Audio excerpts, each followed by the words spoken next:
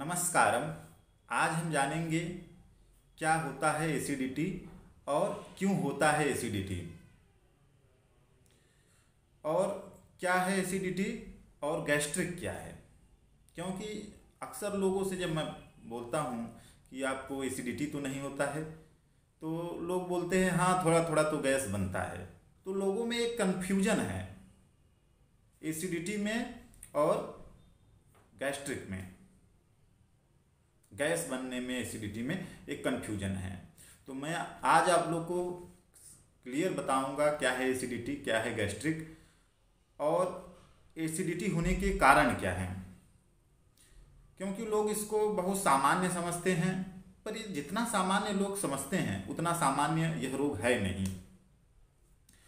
तो जो छाती में जलन होती है, सीने में जलन होती है, गले में जलन होती है, उसको एसिडिटी बोलते हैं। साथ में इसको आयुर्वेद में अर्थात हिंदी में इसको अम्लपित्त बोलते हैं, और यह एक प्रकार का पित्त रोग है। हमारे आमाशय में जहाँ सबसे पहले भोजन पचता है, तो आमाशय में हाइड्रोक्लोरिक अम्ल पाया जाता है जो भोजन के पचाने के लिए होता है। और यह अम्ल जब किसी कारणवश जरूरत से कम या ज़्यादा बनने लगता है, जरूरत से जब ज़्यादा बनने लगता है, या यह अम्ल जब किसी कारणवश आमाशय से बाहर हमारे फूड पाइप में, जो एक छाती का रीजन है आमाशय के ऊपर जो भोजन नली होती है, यदि उसमें यह आने लगता है हाइड्रोक्लोरिक अम्ल HCl, जो हमारा एक प्रकार का पाचक रस है, यह एक एंजाइम है, तो जब यह ऊपर आने लगता है तो यह हमारे छाती में जलन करता है। और जब बहुत ज़्यादा यह बनने लगता है, अत्यधिक बनने लगता है, तो यह इसका जो स्वाद होता है कसैला होता है, और यह मुंह में भी इसका स्वाद हमको थोड़ा थोड़ा पता चलने लगता है। मुंह हमको कड़वा कड़वा या मुंह में कड़वाहट लगती है, मुंह कड़वा कड़वा लगता है। इसके अलावा जब इसका प्रभाव बढ़ जाता है तो ये हार्ट में पेन भी देता है।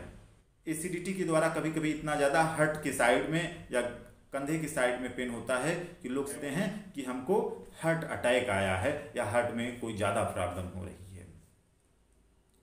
हार्ट अटैक और एसिडिटी के कारण जो दर्द होता है हार्ट के साइड में, वह काफ़ी हद तक सिमिलर भी होता है। तो यह तो लक्षण है। अब इसका कारण क्या है, एसिडिटी क्यों होता है, गले में जलन, छाती में जलन क्यों होता है। तो उसका जो सबसे मेन कारण है कि जब हमारे शरीर में एसिड बढ़ जाता है, पित्त बढ़ जाता है, गर्मी बढ़ जाती है, तो यह एसिडिटी होता है। और इसको जब हम लोग अंदर तक जाके देखते हैं, तो जब हम अलग अलग प्रकार के तासीर वाले भोजन एक साथ लेते हैं, जैसे आपने फल खा लिया, ठंडे फल खा लिया, फिर उसके बाद में उसके साथ दूध भी ले लिया। अब फलों को पचाने के लिए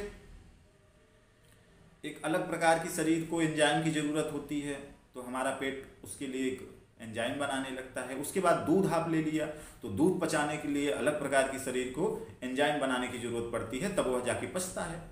अब आपने एक साथ ले लिया, तो उसके कारण भी वो दोनों एंजाइम आपस में कभी कभी थोड़ा बहुत क्रिया करके फलस्वरूप उसमें एसिडिटी बनती है।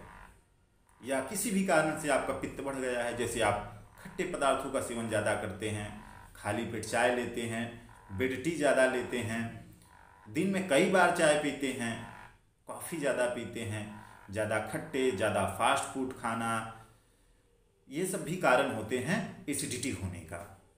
और इसके अलावा जो लोग हार्ट पेन से रिलेटेड दवाई खाते हैं, जैसे एस्प्रिन हो गया, और भी पेन किलर्स जो लोग लेते हैं, तो उनको एसिडिटी, जब ये इन दवाओं का प्रयोग अधिक समय तक करते हैं तो उनको एसिडिटी जरूर होने लगता है। एसिडिटी अर्थात गले में जलन होने लगता है या छाती में जलन होने लगता है।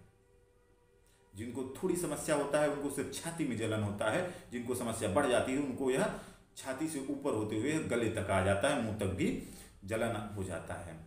साथ में जो यह एसिड होता है, यह जब तक हमारे आमाशय में रहता है तो आमाशय में रहने के लिए इसको आमाशय को बनाया गया है, अर्थात हमारा आमाशय इसको सह सकता है, इसके प्रति सहनशील है। जबकि जो हमारा भोजन नली होता है वह हाइड्रोक्लोरिक अम्ल के प्रति सहनशील नहीं है, वह सिकुड़ने लगती है। तो सांस लेने में दिक्कत, भोजन निगलने में दिक्कत और एसिड रिफ्लक्स अर्थात भोजन का ऊपर आना, यह सब समस्याएं भी होने लगती हैं। पेट का अल्सर, जब अत्यधिक एसिड बनने लगता है तो वह एसिड घाव बनाने लगता है। भोजन नली का अल्सर, फूड पाइप का अल्सर इसके कारण प्रमुखता से होता है। एसिड का काम है काटना, पकाना। तो यह हमारे जब इसके कारण से फूड नली में, आंतों में छोटे छोटे दाने निकल आते हैं और जब वे दाने फूट जाते हैं, उसमें ब्लीडिंग होने लगती है, तो वह बहुत भयानक रूप लेने लगता है। तो जैसे कि यह नॉर्मली 10 से 20% लोगों में जरूर होता है। इसको लोग बड़े सामान्य से लेते हैं, बहुत सामान्य कॉमन समझते हैं, पर इतना भी कॉमन नहीं है ये। इस पे ध्यान देना बहुत जरूरी होता है। तो जो गलत खान पान रखते हैं, शाम को रात को फल खा रहे हैं, गर्म और ठंडी चीज़ें एक साथ ले रहे हैं, गर्म दूध भी पी रहे हैं और साथ में आइसक्रीम भी खा रहे हैं, कोल्ड ड्रिंक्स भी ले रहे हैं, गर्म दूध, कोल्ड ड्रिंक्स, गर्मा गर्म भोजन और उसके साथ में कोल्ड ड्रिंक्स ठंडा ठंडा या उसके गर्म गर्म भोजन और साथ में ठंडे पेय भी ले रहे हैं, तो उनको यह समस्या होने की संभावना ज़्यादा रहती है। और जो एलोपैथ की दवाओं का सेवन करते हैं, तो कुछ एलोपैथिक दवाई होती हैं, अंग्रेजी दवाइयाँ कुछ ऐसी होती हैं कि वो एसिडिक नेचर की होती हैं, जिनकी प्रकृति ये है एसिडिक नेचर। तो उनके लगातार 4-6 महीना प्रयोग करने से, या कुछ दवाएं जो लोग ब्लड प्रेशर की लेते हैं या फिर पेन किलर्स जिनको शरीर में कहीं दर्द होता है, वो उसका लगातार प्रयोग करते रहते हैं, तो उनको यह समस्या ज़्यादा होती है। ज़्यादा खट्टे फलों का सेवन करना भी, या ज़्यादा खट्टे दही का प्रयोग करना, खट्टी छाछ का प्रयोग करना भी एसिडिटी का कारण होता है। या विरुद्ध आहार एक साथ लेना भी एसिडिटी का कारण होता है। तो ऐसे बहुत से कारण हैं एसिडिटी होने के। तो ये सब कारण हैं। और आयुर्वेद में जो इसका इलाज है, हमारे प्रकृति की चिकित्सा में जो इसका इलाज है, कई प्रकार से किया जाता है। लंघनम परम औषधम, पित्त रोगों में कहा गया है कि लंघन जो होता है परम औषध होता है। लंघन क्या है? उपवास करना लंघन का आयुर्वेदिक नाम है। जब हम लोग खाली पेट रहते हैं तो उसको लंघन कहा जाता है। और आयुर्वेद में कुंजल क्रिया करना, अर्थात सुबह सुबह गुनगुना पानी में थोड़ा सा देसी घी मिला के फिर उसको कुंजल क्रिया के द्वारा उल्टी कर देना, वमन कर देना, बाहर निकाल देना ही कुंजल क्रिया कहा जाता है। इससे हमारे शरीर का जो ऊपर में एसिड इकट्ठा हुआ रहता है, जो कफ इकट्ठा हुआ रहता है, वह निकल जाता है। तो ऐसे बहुत से प्रयोग हैं, उनके बारे में भी चर्चा होगी। और अगले कड़ी में मैं लेके आऊँगा कि जिनको एसिडिटी है तो बिना औषधि के सिर्फ खान पान में परहेज के द्वारा 3 दिन में कैसे ठीक करें। तो इसके लिए आप अगले कड़ी को जरूर देखें।